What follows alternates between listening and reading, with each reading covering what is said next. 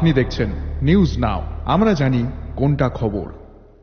नमस्कार, आप सभी देख रहे हैं न्यूज नाउ में आज का समाचार।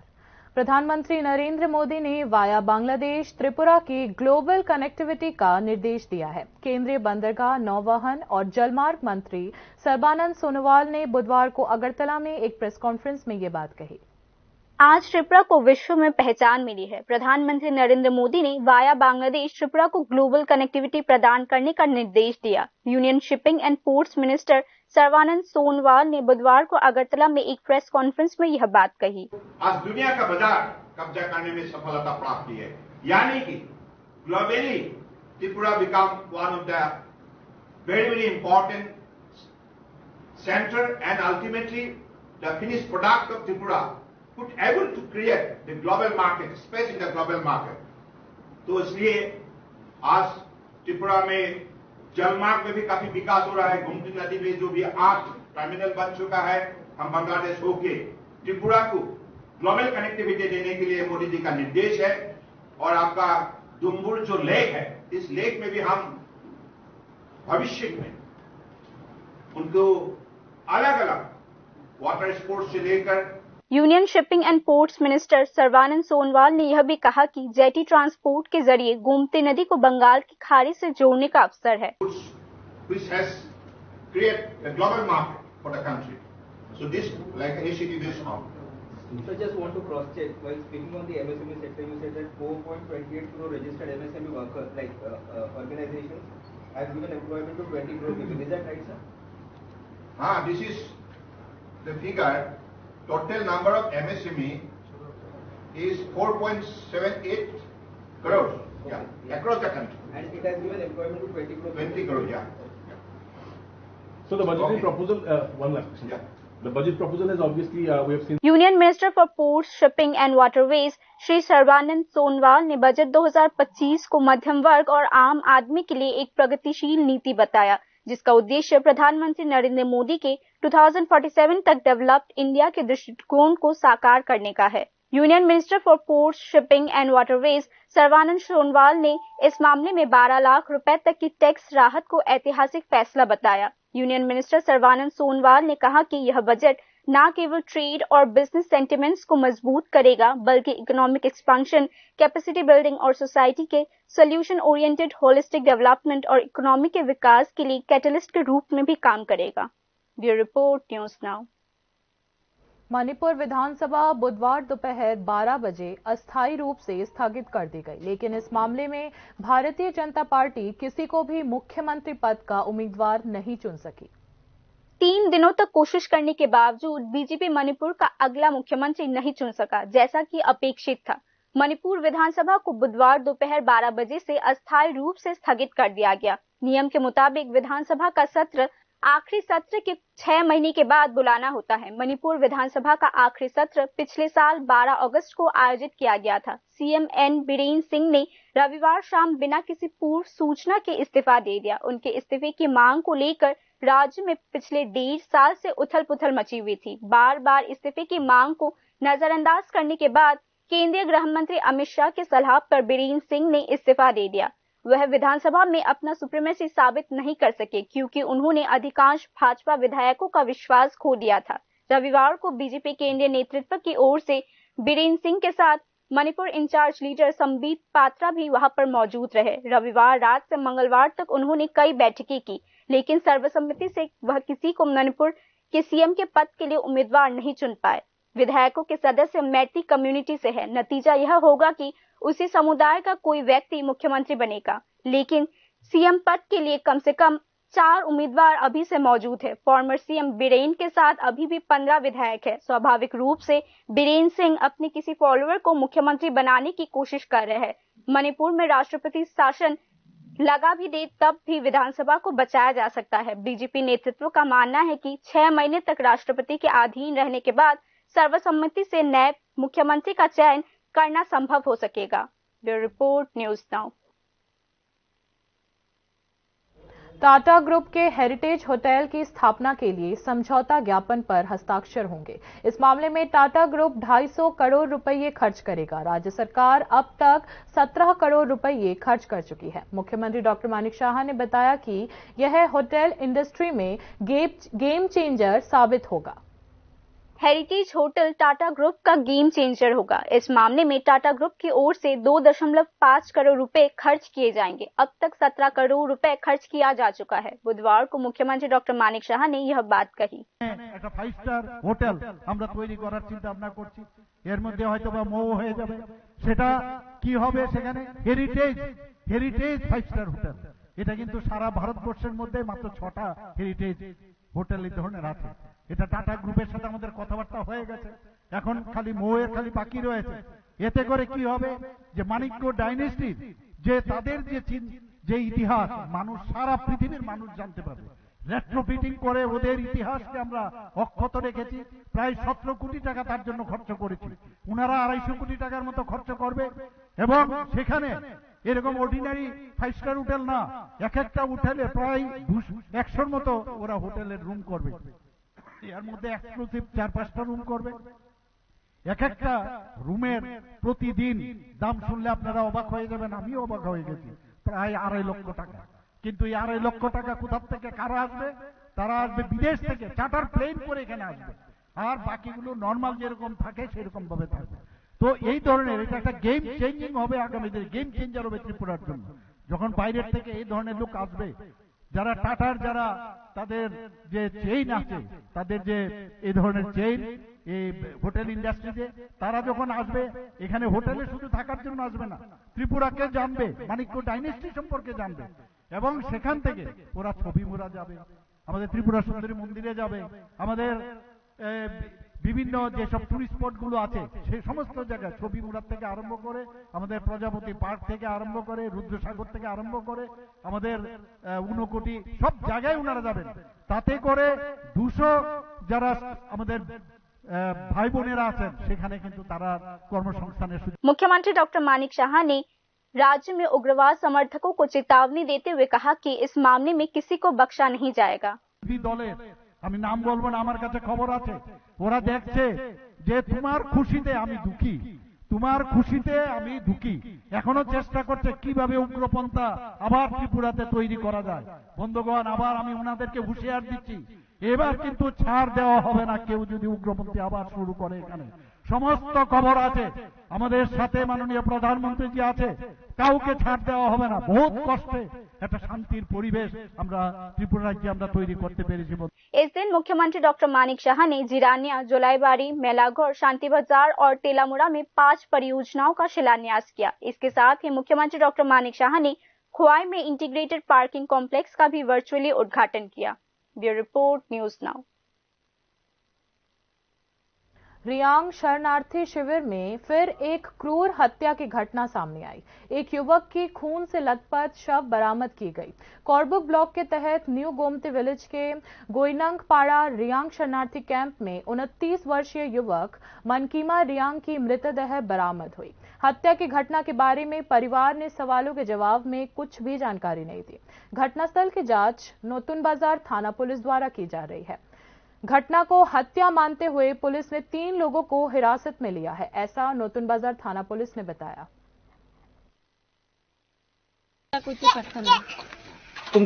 আজকে সকালে আমি এখানে দুইজনে এখানে লাশ দেখছে, কে কইছে চিনে না কইছে, এরপরে আমি দেখতে চাইছি, কইয়া আমি লামাইছি, এরপরে তারা চাপা দেখছে, এরপরে আমি স্বামী কইয়া আমি কালকে দিনে ও কাজ করিয়া তারা বাড়িতে আইসারি। शांतिर बाजार के मॉडल बालिका विद्यालय और बॉयज हायर सेकेंडरी स्कूल में मंगलवार रात को चोरों के एक दल द्वारा एक साहसिक चोरी की घटना हुई। दोनों स्कूल्स के ताले तोड़ दिए गए। बालिका विद्यालय के कार्यालय कक्ष से 55,000 रुपये की चोरी हुई। हालांकि महत्वपूर्ण सामग्री जैसे कंप्यूटर और लैपटॉप सुरक्षित रहे और बॉयज स्कूल के ऑफिस और स्टाफ रूम से विभिन्न सामग्री चोरी की गई है। पुलिस ने घटना की जांच शुरू कर दी है। विद्यालय के शिक्षकों ने मीडिया को विस्तृत जानकारी दी। সকালবেলা যখন আমাদের প্রাত বিভাগের শিক্ষকরা বিদ্যালয়ে আসেন তখন দেখতে পান বিদ্যালয়ের মেইন গেটের পাশে আমাদের যে ছোট গেটটা রয়েছে সেই গেটের তালা ভাঙা।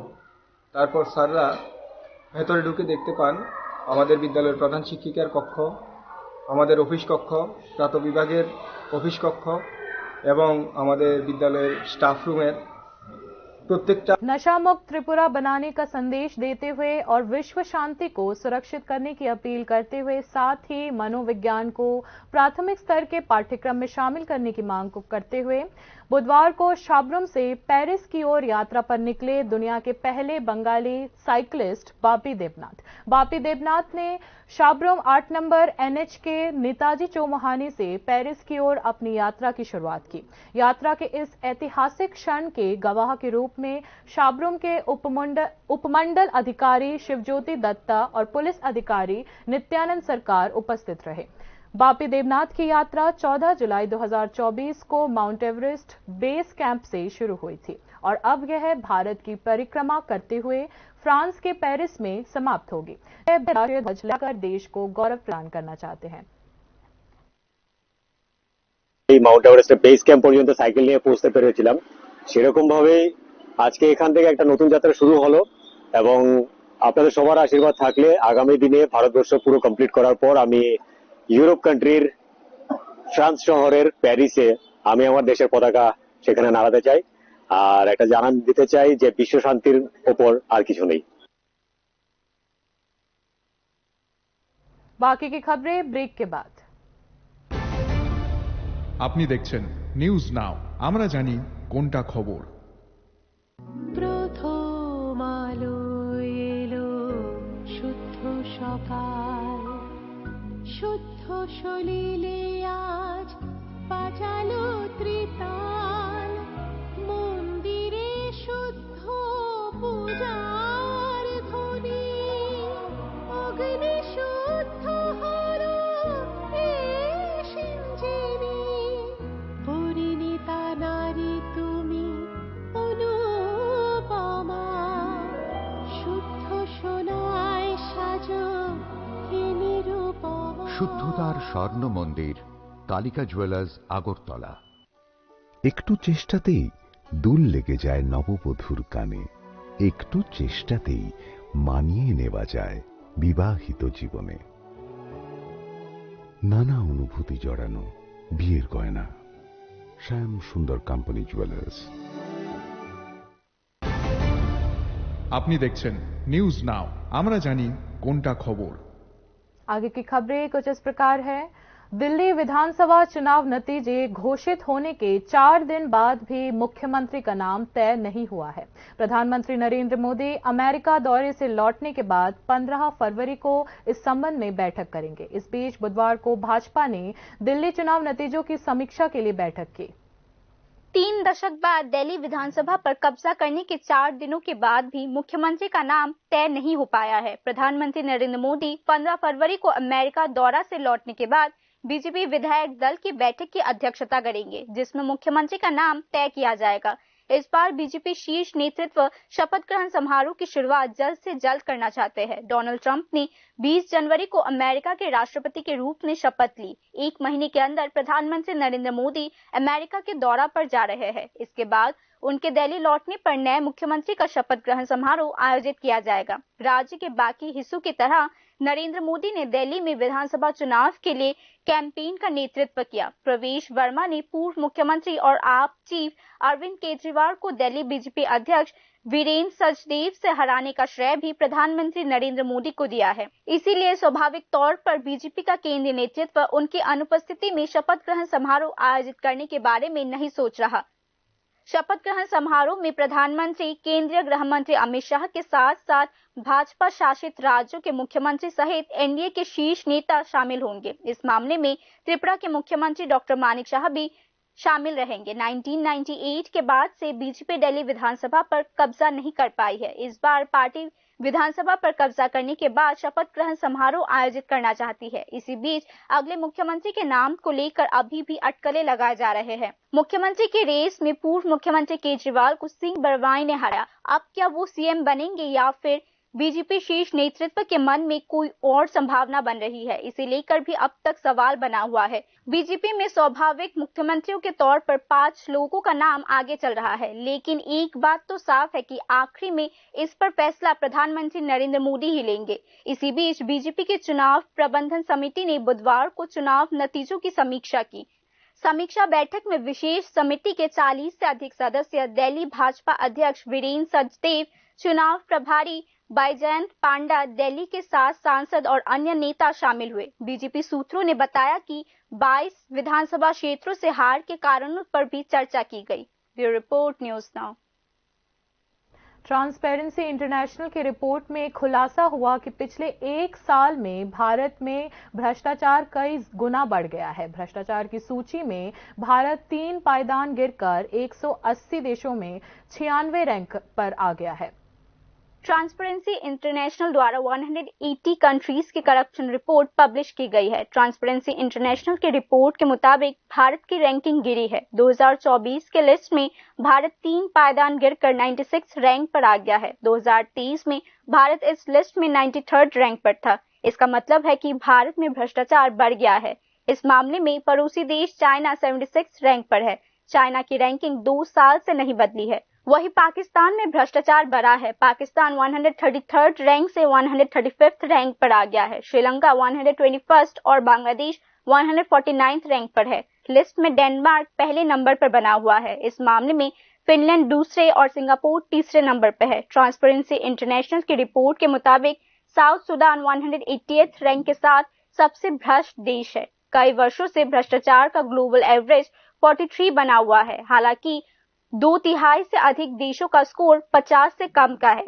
इस इंडेक्स के लिए ट्रांसपेरेंसी इंटरनेशनल के एक्सपर्ट प्रत्येक देश के पब्लिक सेक्टर में भ्रष्टाचार का आकलन करते हैं। इसके बाद प्रत्येक देश को 0 और 100 के बीच अंक दिया जाता है। जिस देश में भ्रष्टाचार जितना अधिक होगा, उस देश का स्कोर उतना ही कम होगा। इसी आधार पर इंडेक्स का रैंकिंग तैयार किया जाता है। अगर मौजूदा एनडीए सरकार की तुलना 2005 से 2013 तक की यूपीए सरकार से करें तो स्थिति में कोई खास सुधार नहीं हुआ है। 2006 और 2007 में भ्रष्टाचार के मामले में रैंकिंग में निश्चित तौर पर सुधार हुआ था। उस समय भारत क्रमशः 70th और 72nd स्थान पर था।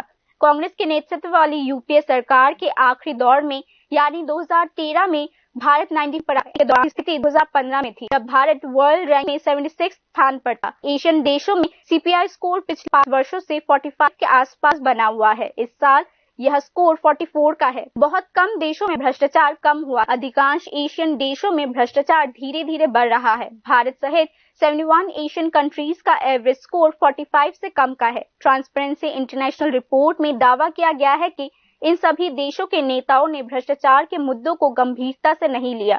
इन देशों में इंडिपेंडेंट प्रेस पर भी हमला किया गया है। परिणाम स्वरूप भ्रष्टाचार की घटनाओं में वृद्धि हुई है, जैसा कि रिपोर्ट में बताया गया है। 2012 के बाद से 32 देशों ने अपने भ्रष्टाचार के स्तर में उल्लेखनीय सुधार किया है। दूसरी ओर इसी अवधि में 148 देशों की स्थिति में कोई सुधार या स्थिति खराबी हुई है। Bureau report, news now. Udaipur Bhuvaneshwari मंदिर प्रांगण में 3 दिवसीय परंपरागत राजर्षि उत्सव की शुरुआत मंगलवार को हुई। इस उत्सव के अवसर पर बुधवार को दूसरे दिन भी मंदिर प्रांगण में विभिन्न सांस्कृतिक कार्यक्रमों का आयोजन किया गया। वित्त मंत्री प्रणजीत सिंह रॉय ने बताया कि भुवनेश्वरी मंदिर, महादेव मंदिर और अन्य मंदिरों के विकास के लिए राज्य सरकार द्वारा धनराशि मंजूर की गई है, लेकिन आर्कियोलॉजिकल सर्वे ऑफ इंडिया के नियमों के कारण पर्यटन विभाग काम नहीं कर पा रही है।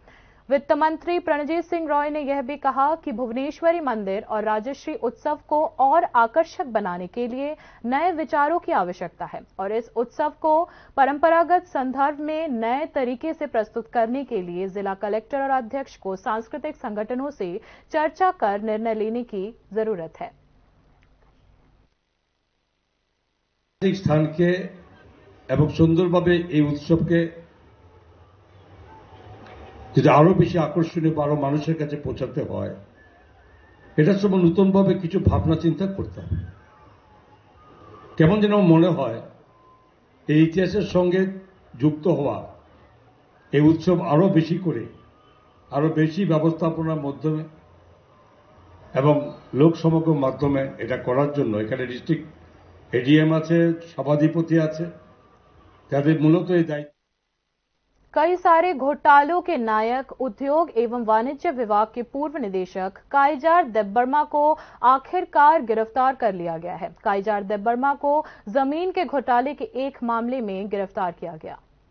133 कंजी भूमि घोटाला मामले में आखिरकार काइजार देबबर्मा को गिरफ्तार कर लिया गया। इंडस्ट्रीज डिपार्टमेंट के फॉर्मर एडिशनल डायरेक्टर काइजार देबबर्मा पर पहले भी भ्रष्टाचार के मामलों में आरोप लग चुका है। 12 जुलाई 2023 को दिल्ली के एक एजुकेशनल इंस्टीट्यूशन से जुड़े मामले में 5 और लोगों को गिरफ्तार किया गया, लेकिन काइजार देबबर्मा को छोड़ दिया गया। हालांकि 2 साल बाद आखिरकार काइजार को पश्चिम थाना की पुलिस ने कृष्णनगर स्थित उनके घर से गिरफ्तार कर लिया। जमीन घोटाले का मामला उत्तर प्रदेश के नोएडा स्थित एजुकेशनल इंस्टीट्यूशन एजुकेशन मिशन के डायरेक्टर हिमांशु पांचाल ने दर्ज कराया था। काइजार देबबर्मा के अलावा उत्तम शाह, देवाशीष चक्रवर्ती, सुब्रतो आचार्य, राजेश त्रिपुरा और बिप्लब शर्मा के खिलाफ भी मामला दर्ज कराया गया था। यूट्यूब जर्नलिस्ट राजेश त्रिपुरा को हाल ही में गिरफ्तार कर पुलिस रिमांड पर ले गई। तब से काइजार देबबर्मा का नाम सामने आता है। कथित तौर पर आरोपी ने दिल्ली में वर्ल्ड एजुकेशन मिशन को एजुकेशनल एस्टेब्लिशमेंट के लिए 133 कंजी जमीन देने का वादा किया था। Mohanpur sub divisional magistrate office से जमीन का फर्जी डीड तैयार किया गया। इस संबंध में मोहनपुर सब डिविजनल मजिस्ट्रेट से शिकायत दर्ज कराया गया है।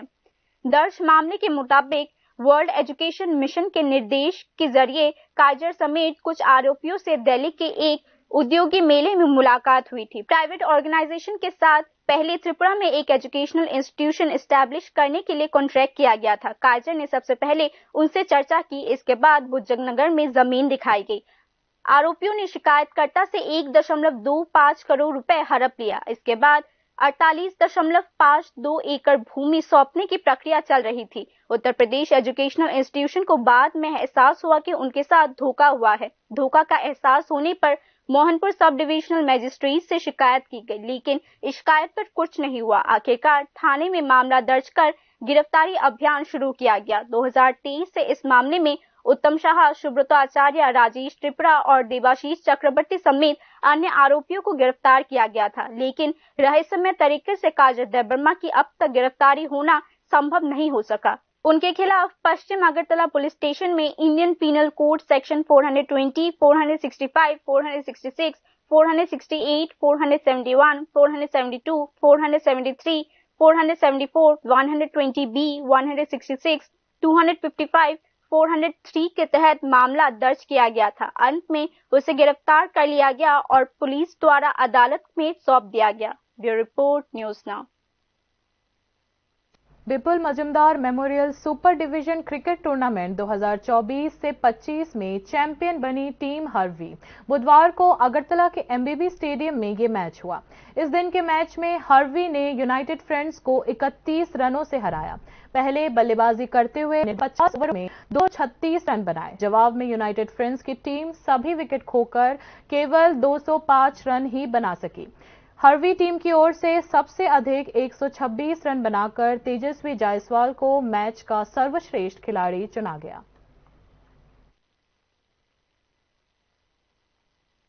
बाकी न्यूज अपडेट्स के लिए देखते रहिए न्यूज़ नाउ। शुभ रात्रि।